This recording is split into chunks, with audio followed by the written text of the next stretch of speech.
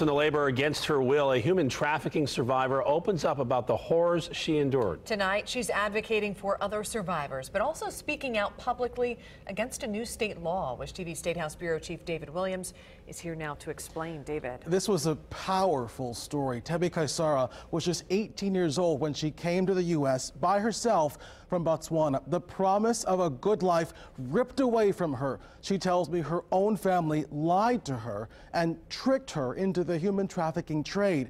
She wound up in Bloomington, Indiana, a city she never heard of. My documents were taken away from me. I did not have any money. I didn't have anyone to talk to. I was afraid. That's where 34-year-old Tebi Kaisara's American nightmare began.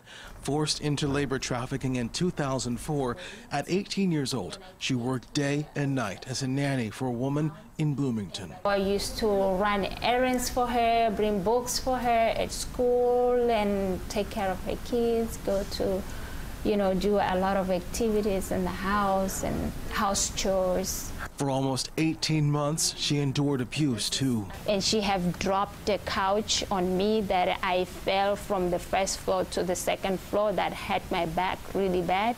In 2006, at age 20, the woman threw her out. A friend rescued Kaisara. Now she works as a survivor's advocate for human trafficking victims. I'm trying to bring the awareness of human trafficking, and because I feel like it's an issue that has been overlooked. Indiana lawmakers see it, though. A recent change in state law means doctors are no longer required to report suspected adult human trafficking victims to police. It's meant to help victims not be afraid to get medical help. I don't think that's right.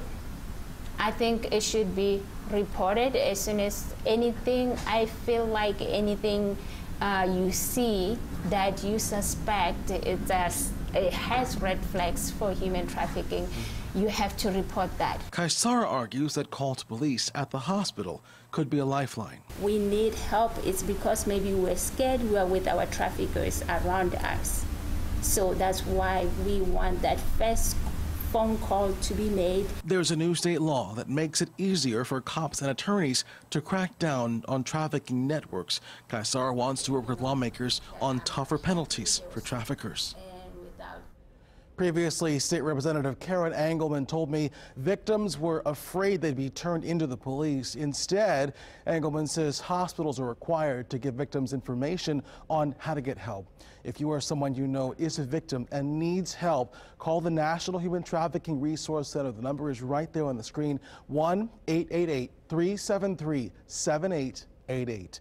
I'm David Williams, WISH TV News 8. David, thank you.